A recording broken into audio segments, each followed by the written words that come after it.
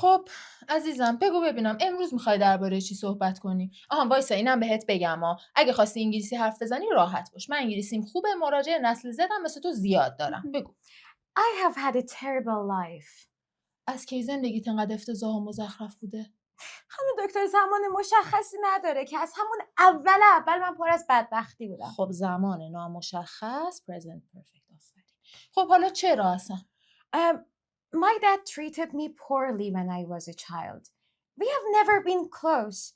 He said sorry last year, but وایسا. خب اینجا پس زمان مشخص گفتی، سیمپل پس آفرین درست گفتی. خانم دکتر من دارم از بدبختیام میگم، شما راجع به سیمپل پست و پرزنت پرفکت و اینجور چیزا دارین آخه واسه من میگین فرقش چیه حالا؟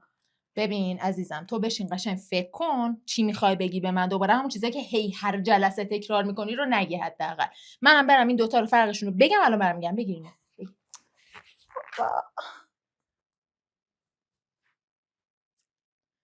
یکی از رایج‌ترین سوال‌ها درباره گرامرهای زبان انگلیسی اینه که فرق بین گذشته ساده و حال کامل در چیه؟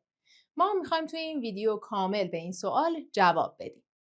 اول بریم سراغ گذشته ساده یا همون simple past.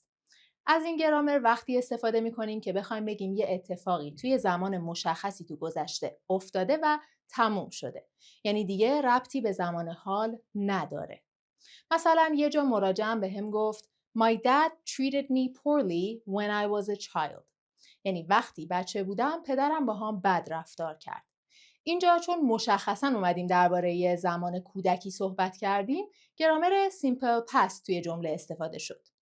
یا مثلا یه جا دیگه گفت He said sorry last year. یعنی اون پارسال گفت معذرت میخوام. دیدین دوباره یه زمان مشخص آوردیم دیگه، پارسال مال گذشته است و به زمان حال ربطی نداره.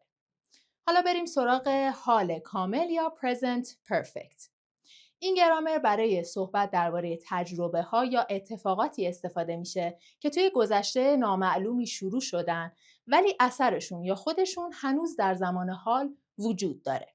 دیگه توی این گرامر مثل قبلی نمیایم یه زمان مشخص رو بهش اشاره بکنیم. مثلا یه جا مراجعم به هم گفت I have had a terrible life. یعنی من زندگی افتضاحی داشتم. میبینین زمان مشخصی نداره. صرفاً یک تجربه‌ایه که اثرش رو هنوز هم داره میبینه. یعنی هنوز هم احساس میکنه که زندگی بدی داره. یا مثلا یه جا دیگه گفت We have never been close. یعنی ما هرگز با هم صمیمی نبودیم. باز هم اگر دقت بکنید این جمله زمان خاصی نداره. دوباره یک تجربه‌ایه که اثرش هنوز وجود داره و این معنی رو میده که هنوز هم با پدرش صمیمی نیست. خب دیدین چقدر ساده بود؟ فرق simple past و present perfect دقیقاً در همین چیز هاست. شما میتونید توی چپتر 9 ترم 4 دوره جامعه لرنووا بیشتر با تفاوت بین این دوتا گرامر آشنا بشین و کلی مثال و تمرین بیشتر هم براش ببینید. پس وقت رو هدر ندید و همین الان اپلیکیشن لرنووا رو نصب کنید. خانم دکتر این مراجعتونم مثل بقیه رفت. من نمیدونم واقعا نظر شما چیه؟ به نظرتون مشکل از ماست؟ نه. پس مشکل از چی میتونه باشه؟ نمیدونم. یکم درباره صحبت کنیم. خودت چطوری؟